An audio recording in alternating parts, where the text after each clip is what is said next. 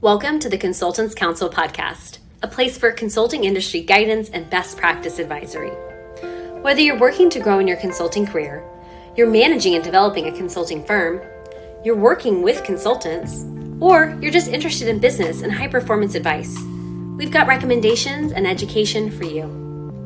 I'm Kelsey Krevling, founder and CEO of Kelsey Consulting, a firm focused on building high-performing organizations, teams, and individuals through a variety of ventures, including the Consultants Council. I've spent my career at the intersection of technology and management consulting, working with organizations across the country to help solve their toughest challenges, while also supporting the growth and development of multiple consulting firms, helping them improve their long-term performance trajectory. In addition, I serve as a startup investor and advisor, promoting the ideas of entrepreneurs as they work to gain traction in their industry. With so many people gearing up to launch their own businesses and establish their own consulting practices, I want to make available the advice and lessons I've learned along the way. This podcast is made possible by Kelsey Consulting, with media support by Class Act Media. For more information, check out our site at theconsultantscouncil.com and kelsey.consulting. That's KELSC.consulting. And now, stay tuned for this episode's counseling, because the consulting world is full of nuances, and the answer is always, it depends. What's possible? Do more. Hello, I'm Kelsey Krevling, founder of the Consultants Council, and today we're going to talk about how to stay healthy and well for the holidays and the whole rest of the year. Health and wellness is something that I am incredibly passionate about. I've actually spent probably my whole life in some capacity working to heal and to improve my well-being. I actually came into this world in a rather traumatic way. I was a premature infant and had to spend my first month of life at Texas Children's Hospital, where I was saved by modern medicine. And as a result, I have always needed to pay increased attention to my well-being. I don't have the same type of physical stamina that other people seem to have, where they can go and not take care of themselves and not result in the same type of ailments and challenges that I seem to accrue. And so as a result, I've always had to be a bit more mindful. And because of that, it has sent me on a path of intense healing, a lot of research, and really working to get to kind of the root cause of why we have the ailments that we have and why we feel the way that we feel and how we really can live our best and healthiest life amidst all the stress and requirements and expectations that are put upon us in the lives that we lead. In addition, because of my increased focus on health and well-being, I think that's likely a reason I was called into the healthcare industry. So I've spent my career at the intersection of healthcare and technology mixed with consulting. And so I've worked with some of the largest healthcare organizations in the country, United States, helping them implement their healthcare technology software solutions and helping them to optimize their processes and procedures. As a result, I've had over a decade plus of firsthand experience into how our Western medicine culture of healthcare functions. And I've seen the things that it does really well and also the things that unfortunately have room for improvement. Our Western approach to medicine is incredibly effective at trauma care and acute care. We are able to remedy and take care of people in such a rapid and incredible way with our modern medicine. But where Western medicine oftentimes falls short is in the care of chronic conditions, in the care of the complete human, at looking at how everything in our bodies is interconnected and related. And so as a result of that deeply held awareness and belief of the fact that our bodies are built to heal, it's really set me on a path of exploring energy healing and nutrition and well-being and wellness and all of these other modalities that we can leverage and utilize in order to be our most vibrant and well self. So while I am here today as a result of modern Western medicine, I've also lived through the failures and shortcomings of Western medicine. I've had dentist drill my teeth unnecessarily without ever looking at reasons why maybe cavities were being developed and what was going on with digestion that could be contributing to that, which then results in unnecessary root canals and then future procedures that need to be endured in order to resolve and remedy that. I've had dermatologists inappropriately choose to cut instead of seeking to understand maybe why a skin cancer was developing and leaving me with horrible scars that then have to be treated time and time again, trying to remedy the skin. I've had doctors want to put me on antidepressants and anti-anxiety medications without ever once asking a single question about my diet and my lifestyle and my stress and whether I was pursuing things that actually brought joy and happiness. They just wanted to give me medications. And so because of all of those true failures in our Western medicine practices, it makes it really tough to fully trust physicians and to find doctors and medical practitioners that you resonate with, that you believe in, and that you are comfortable with. It created a great deal of trauma for me that I've spent many years now working to unwind, where I've worked to find practitioners that I do feel safe with, that I do believe have my best interests in mind. But it also has meant the complete re-engineering of my mental programming around outsourcing our power to others. No one else controls your wellness and well-being other than you. You are accountable for how healthy you are. And that is liberating. To be able to take that power, that strength, that awareness from the fact that you outsourced it potentially to others. You are the medicine. And as a result, you have the innate ability to heal. You just have to support yourself in a way that allows it to happen. So, because you are the medicine, I firmly believe in a simple approach to health. It's actually why many years ago I bought the domain and started a company that I haven't done anything with yet, called Simple Health, all with the premise of easy ways to be healthy and well, because I don't think it's meant to be that hard. Even the more Eastern medicine mindset of naturopathic wellness still can add on so many layers of things that you must do. You must detox this way, you must heal that way, you must do all these different modalities of healing in order to be healthy. Is it really that hard? Or are there easy things that we can do every day in order to change our mindset, to change how we perceive things, and to be radiantly healthy and well? And I believe that there is. So let's dig into some of the things that I love to do, that I've been refining for many, many years, that help me just stay in balance, to help me stay well, and to help me fend off all of the things that come at us, that keep us from being our healthiest self. All right, so first and foremost, shifting our mindset. Everything is energy. We know this. Everything is comprised of an energetic frequency that vibrates at a certain resonance that is either helping us or harming us based on its dissonance or resonance with our energetic human body. And when you take that mindset and when you realize that that is the world that we live in, you're able to become very aware of how things are impacting and affecting you. So what you consume comprises you and affects you. Is the food you're eating in your best interest? Is it organic and free of chemicals? How is it prepared? Were the people that were farming happy and healthy while they were farming? Or were the animals that you're consuming happy and living good lives? All of that energy goes into the final product that then you are consuming, that then is making up your cellular body.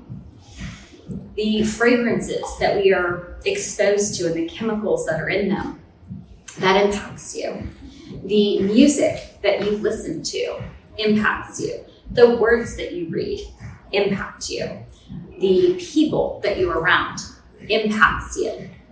And so the first and foremost thing that I truly have found impacts my health to the greatest degree is being very conscious aware of all the things that I consume and making sure that amongst all of it, no matter what it is that I'm around, my mindset first and foremost is that I am in control, I am in power, and I can choose what I want to resonate with and what I want to stay away from, that I don't want to consume, that I don't want to take on.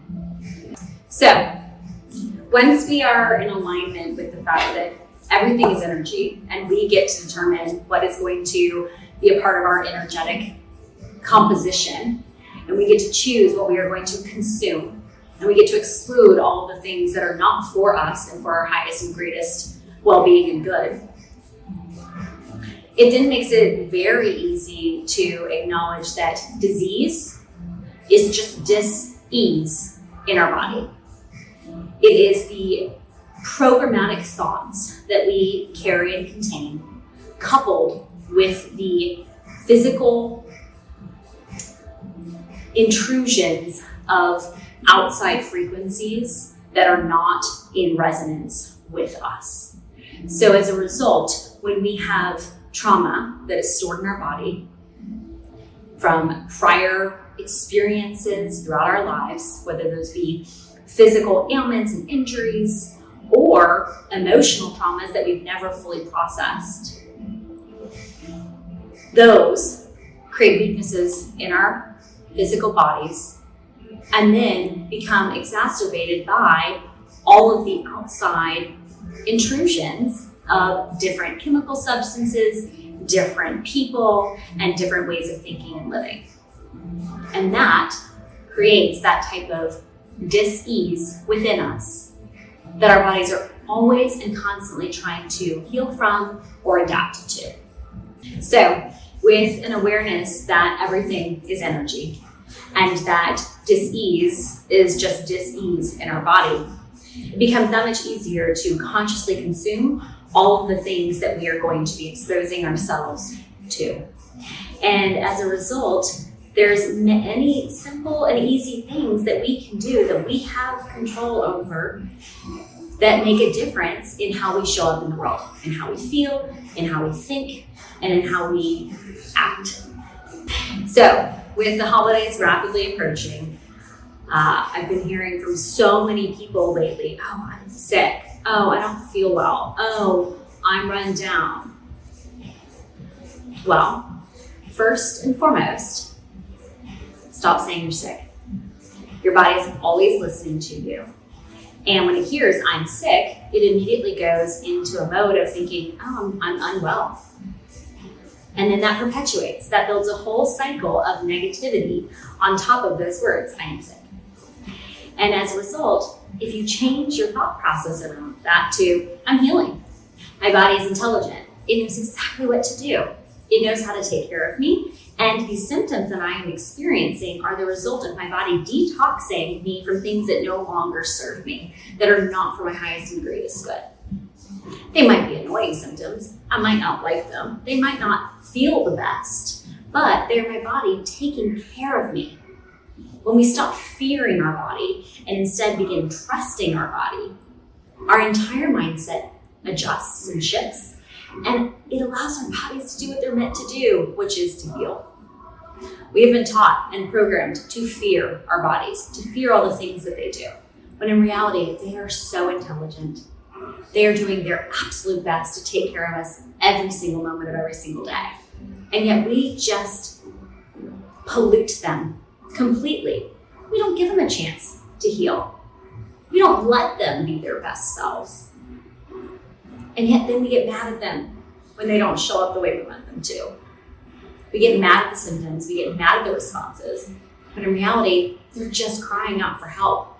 They're asking for us to please listen and to please tune in and to please take care of them. So I personally when I adopted that mindset of never saying I am sick, but rather I am healing and my body's intelligent and it knows exactly what it's doing, I have not been sick since 2019. I've been completely well and healthy. Have I had some times where I have maybe a little bit of drainage? Sure, yeah, my body's processing, it's clearing things out. Or maybe I'm a bit tired. Okay, great, my body needs to rest. I've not been sick. And that is really powerful. So with that, as someone who used to be in 2 to 4 cities a week, many weeks of the year, traveling constantly on and off airplanes, needing to find some semblance of wellness so that I could continue with that type of itinerary and work effort, here are the things that I do physically in order to really continue to stay well, in addition to mindset. All right, so now that you've shifted your mindset, I recognize that there's a lot of recommendations I'm going to provide. I want you to listen to them intuitively and determine what resonates for you and what doesn't. As with everything else, be intuitive with what your body intelligently needs. It knows. Don't outsource your power and awareness of you to anyone else. Listen, gather info, evaluate lots of different sources, and decide what is in your best and greatest interest. At the end of this, I will share my compilation of practitioners and wellness providers and doctors and chiropractors and energy healers that I personally like a lot, I use, I work with, or I consume information from them. But again, I have not yet found anyone with whom I agree with everything they say. You have to listen, acknowledge, and internalize for yourself what's for you. Because we are all different, because we all have a variety of needs. We are all comprised of different consumption of parts, compilation of parts, really. And as a result, different things are going to work for different humans. So with that, let's dig into the specifics. All right, so first up, kind of most important in my mind after mindset is sleep. I love sleep. I've always loved sleep. But I've not always been good at sleeping in the most restful way. So learning how you sleep and the quality of sleep that you get can certainly be very enlightening. In addition, doing things that actually set your body up to be in a restful state where your nervous system is actually relaxed is a challenge, especially if you're someone who is a type A, high drive, perfectionist, go, who's addicted to their own stress hormones and doesn't know how to rest. I mean, I was getting a manicure yesterday, thought I was pretty chill, and the manicure said, relax your hand. My hand is relaxed. No, it's not. You're so tense. Oh my gosh. And that's coming after years and years and years and years of practice with yoga, meditation, lifestyle, etc. Still carrying stress. So identifying ways that you can really optimize your sleep, making good sleep a priority in your life, is going to be a foundational component of your health and wellness. Have you ever noticed that when you're tired, it's so much easier to be grumpy and to be kind of short-fused? You just don't have the emotional bandwidth and capacity to be friendly and to be considerate. Everything gets on your nerves. Everything is kind of grating. It's because you're tired. Sleep is one of the best ways to alleviate how you show up in the world, to restore your body's natural resonance, and to allow you to be your best self. So with that, take a look at what your nighttime routine is. Do you have any lights on in your room, or are you completely blacked out with window treatments and with no artificial lighting? It's so frustrating how many machines these days have lights on them. Our fire alarms have lights. Our alarm clock have a light. So many different things are just going to have those artificial lights, and all of those affect your sleep. In addition, having a Wi-Fi router on, that can affect your body's natural resonance while you sleep. Having your phone in your room affects you. Having a TV in your room affects you. Making sure your room is a calm place to slumber peacefully and allow it to be restorative is incredible. Investing in a great mattress is super important. Getting rid of the coils in your mattress, because those can create electronic magnetic field around your bed that can affect your natural resonance. Making sure your sheets are of a high quality that allow you to be restored. Sleeping with the air conditioning cold enough, like about 68 degrees, so that your body actually can rest and restore. Sleeping with your eyes covered. If you can't get your room totally blacked out, can certainly help. The light still will affect your skin and you'll still read that. Turning off TVs, etc., screens, no screen time, at least an hour or two before bed, really helpful. And then going to sleep with a meditation can be incredibly supportive for quality sleep. Take the time to figure out what your sleep routine is and prioritize it. Make that a huge component of getting great health. And I know that that's incredibly difficult when on the road traveling for work. There are companies that sell stickers that you can use to put on devices, block out the light from them. That's really helpful when traveling. I certainly travel with an eye patch at night. I travel with my silk pillowcase. I travel with sleep spray that helps set the scent of the room for peaceful rest. Turn my phone off. There's certain things that you can do even while traveling for work to make your sleep so much better and to make that a priority so that you are able to show up each day restored to do the best work, to interact with others in a way that represents you well. Because that's the big thing when it comes to our health and wellness. When we heal ourselves, we actually heal those around us because we're able to show up as our best self. We're able to contribute to the world with all of our gifts and talents and beauties. And that makes an impact on those around us. All right, so coupled with getting great sleep is also getting enough sunshine. I know in years, people have learned to fear the sun and to think that it is horrible and causing all sorts of ailments. But actually the sun is our most powerful healer when it's treated with respect. We slather on toxic chemicals all day long in the form of our products and our lotions and our cleaning products and our food.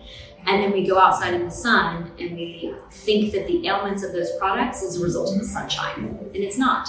It's the sun cooking out all of the toxins that we have been consuming.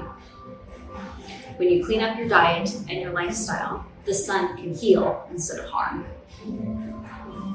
And as a result, you can get all the benefits from that radiance.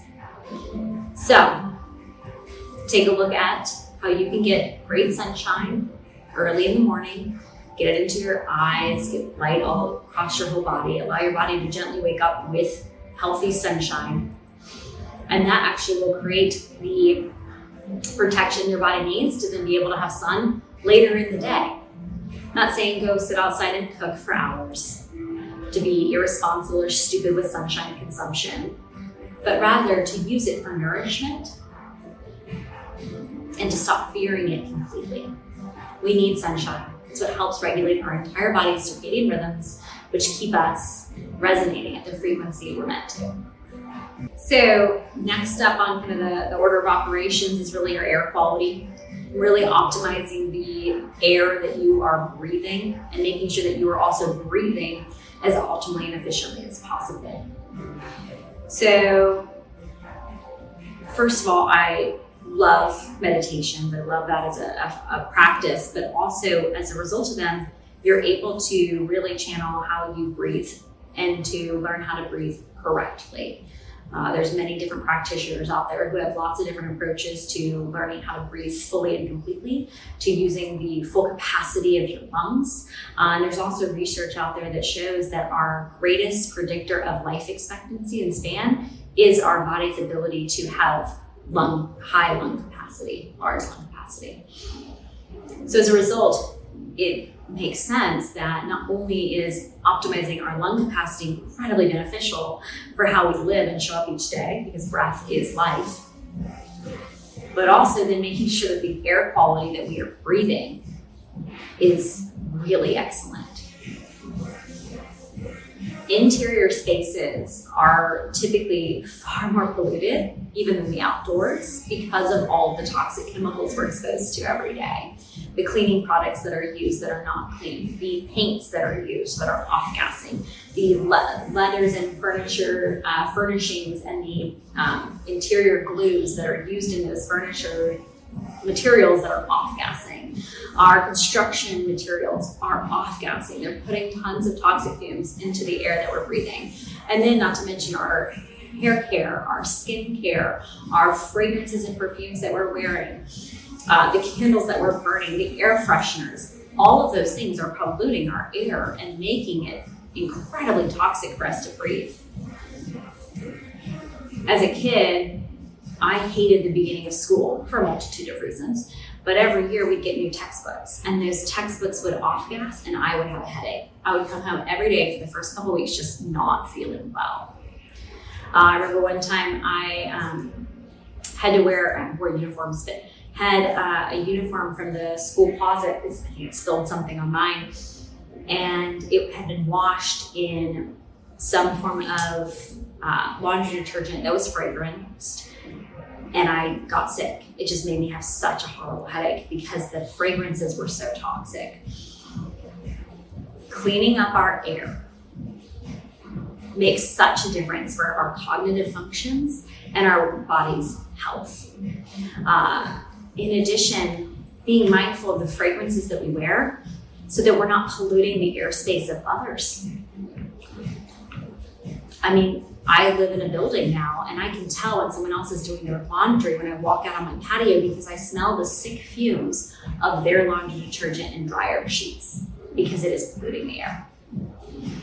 So becoming very mindful of our air quality, leveraging plants when possible to keep the air circulating and to keep it clean and healthy, leveraging air filtration capabilities that are breaking down the microbes and the dust particles and the air can certainly help as well. And then keeping fresh air going.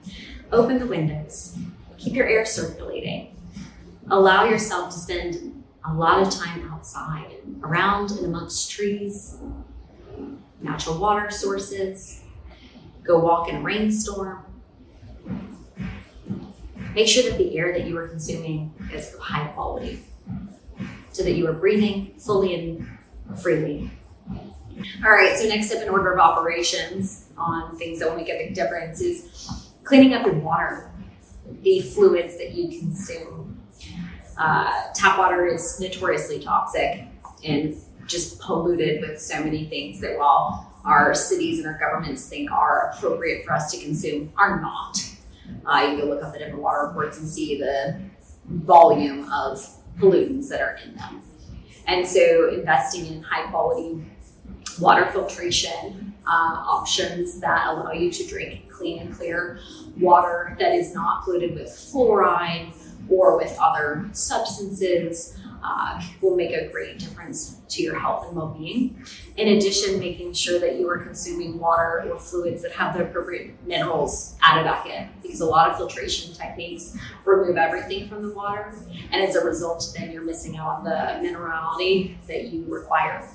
And then making sure that your water is actually structured, making sure that it has been able to rebuild its natural resonance, that it hasn't been harmed by electromagnetic frequencies that are atypical with water. And it's fascinating when we look at water. There's many different studies about this that showcase water when it's exposed to different words or to different frequencies and how it changes the crystalline structure of the water molecules. It's beautiful. If those type of outside forces have an impact on the water structure, what do you think those outside forces are doing to you, who is comprised of so much water? So making sure that the water that you are consuming is hydrating and healthy and not causing undue burden on your body to have to filter out everything in it that is not good for you. But at the same time, there's many areas of research that talk about just consuming so much water, flushing everything out. You want to be careful of that too. Maintaining a balance with the water that you're consuming to the other nutrients that you were also consuming, to the other types of fluids that you were ingesting, so as not to completely dilute your body's natural mineral content and your body's natural pH. So next up on the hierarchy of things that you can do to be your most radiant, healthy self, the food that you consume. Cleaning up and making sure that you are eating food that is energetically nutritious for your body, that is fueling you in a way that allows you to feel good, is incredibly supportive and helpful for your wellness. When we consume things that bring down our energy, that overload our bodies, that give us too much to have to digest and to deal with, we make it hard to be able to be our most resonant, vibrant selves. And so this is a path that I've walked for a long time when it comes to food.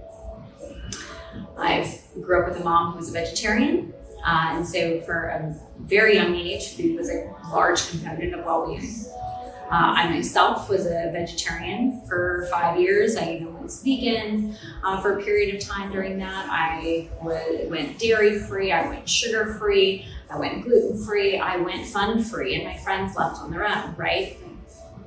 When you have to be so stringent about food, you remove a lot of the joy. And so while I certainly and absolutely recommend eating foods that are nutritious, that are good for your body, that are providing life and healing and energy, when we get too tied up in it, we lose all the joy. It's far more important to eat meals with people that we love, doing something fun, than to eat that maybe isn't the most healthy meal, than to eat food that is perfect in nutritional content with people maybe that we don't like, or by ourselves in a way that is not happy and joyous. So just as important as the food is the people that you're around while you're consuming it. So find a lifestyle of food consumption that works well for you. Don't want to use the words diet because that has negative connotations, but rather fuel your body with foods that provide the nourishment and the joy and the lightness that you were seeking. Things that are nutritionally dense and easy for your body to digest and to consume and to use.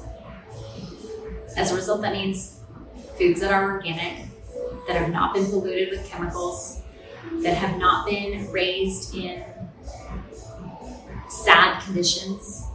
If we're going to consume animals and thank them for their lives, being mindful of that when you eat it, thanking them for the gift that is their bodies that you are now getting to consume. That is the circle of life right there. But being aware of that and mindful of that and making sure that the animals you're consuming lived good lives, they had happy lives, they weren't fed a life of fear and chemicals and toxins and hormones, but rather they got to graze freely and live happily.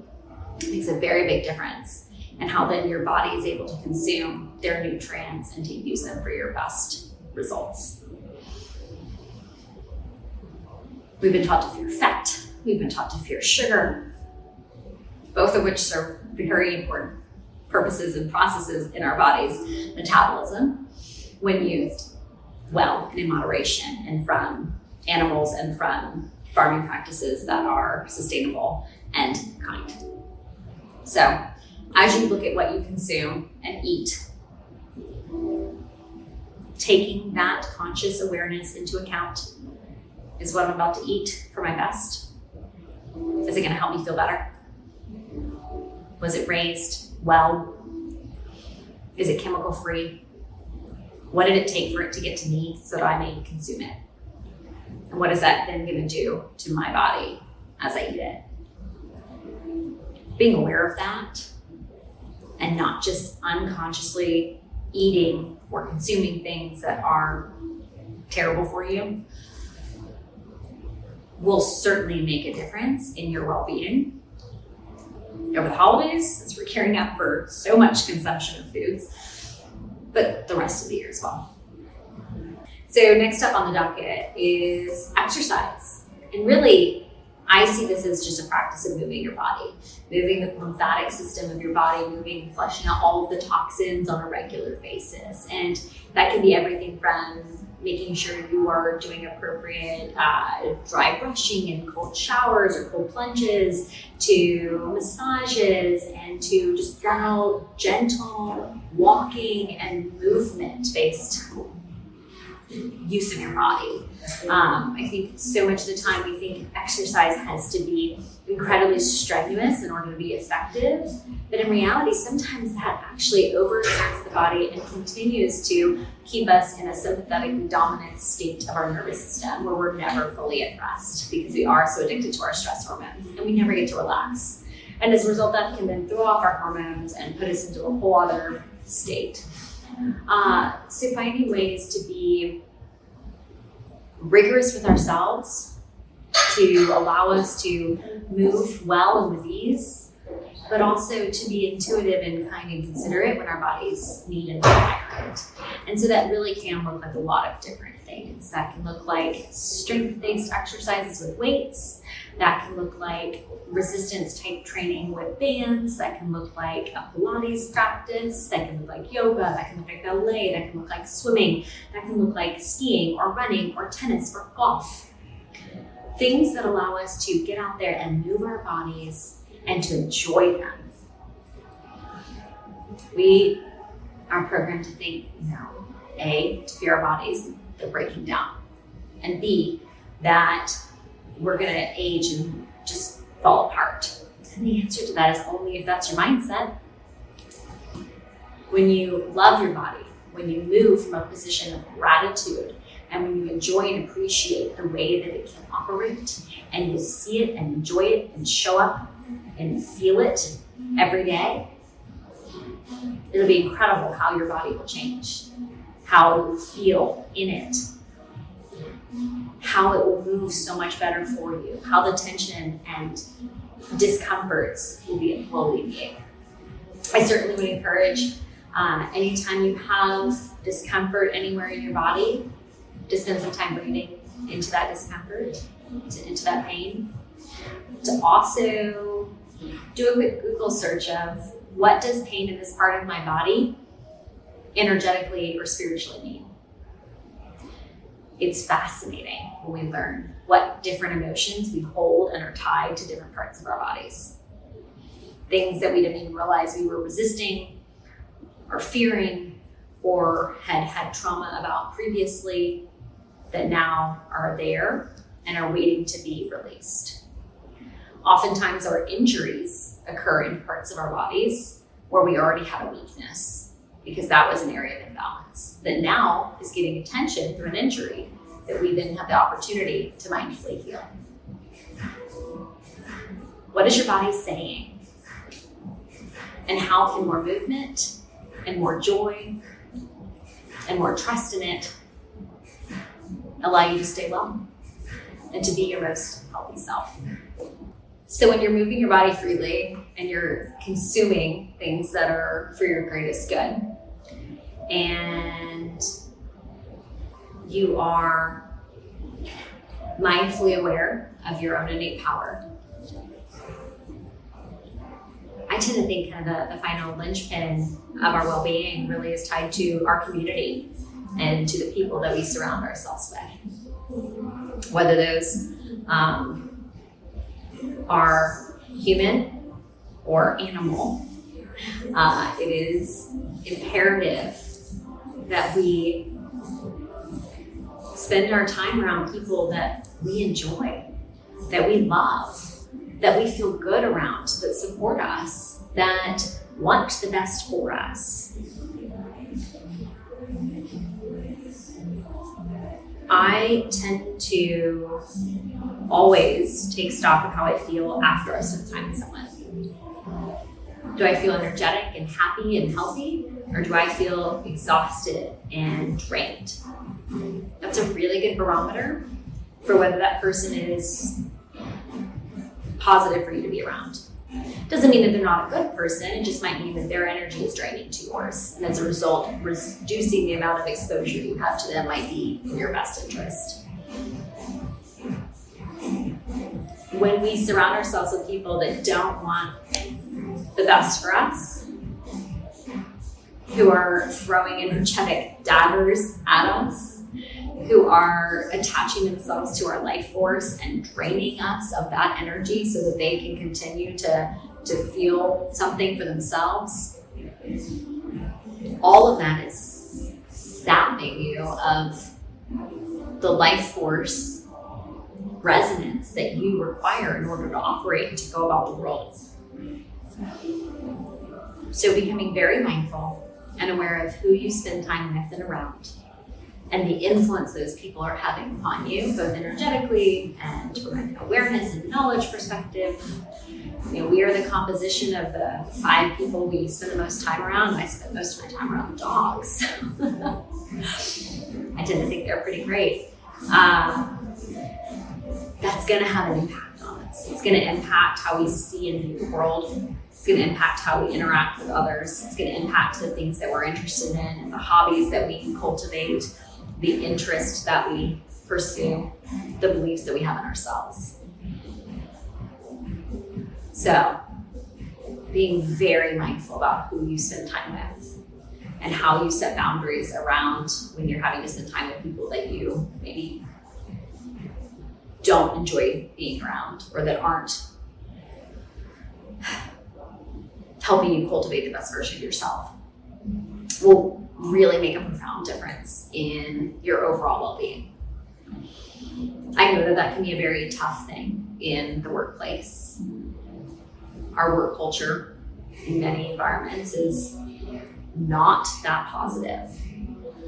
And as a result, it becomes imperative that we each take on the responsibility of adjusting the environments that we're in, where we show up. We can't change anyone else. We can change ourselves, and we can change our mindsets. We can change our actions and our habits and our perspectives. So we can subtly adjust how we show up, which then will have a multitude of impacts on those around us. But you also have the opportunity to move, not a tree. The environment that you're in is not one where you feel like you can flourish, that is not healthy for you, where you are having to consume things that are not for your greatest good. Where the lighting is fluorescent. The air is moldy and toxic. The people are depressing and disingenuous. The sounds are grating. The work expectations are overwhelming and not feasible. Where it's a culture of complaining, negativity. You can adjust that. You can choose to want better for yourself. In all of this, when it comes to our health and well-being, it starts with taking better for yourself, for knowing that that is possible, for knowing that there is more, for knowing that you are meant to heal. You're meant to be radiant. You're meant to be healthy. You're meant to be happy. That is all within your reach. But it starts with you. It starts with taking back your power. So as you have become confident in taking back your power and in wanting more for yourself, I think the kind of final stage to that well-being, that health, that radiance, is not only healing the physical body through conscious consumption, through healthy and intuitive movement, through clear connection with those that are positive, that resonate with you, but also digging in and doing the deep internal work to remove and heal your inner traumas, to heal the things that occurred in your life that you might not even be mindful of or aware that were traumatic, to seek to understand why you are the way you are, why you behave the way that you behave, why you respond the way that you respond, understanding the different dynamics in your life that have informed how you react and how you show up in the world is incredibly critical to being your most radiant and healthy self. When you rewrite your programming, when you upgrade your operating system,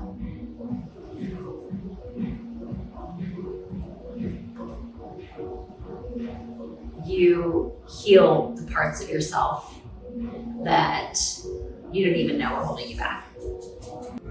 So this holiday season, instead of engaging in overconsumption and stress and mania, I encourage you to explore your highest, most radiant self, to engage with these different practices and tactics, to bring yourself into alignment and well-being. I know that this path can be long and arduous, but hopefully my experience with it and sharing it here with you today makes it a bit easier for you to navigate your own. Cheers. Happy holidays. All my best. And that's a wrap on this episode of The Consultants Council. Thank you so much for your interest and engagement. Let us know what you'd like to learn more about by writing in to info@theconsultantscouncil.com. Thanks to Kelsey Consulting for sponsoring this podcast and to Class Act Media for the media support. And with that, cheers and all my best. Have a great week. And remember, what's possible? Do more.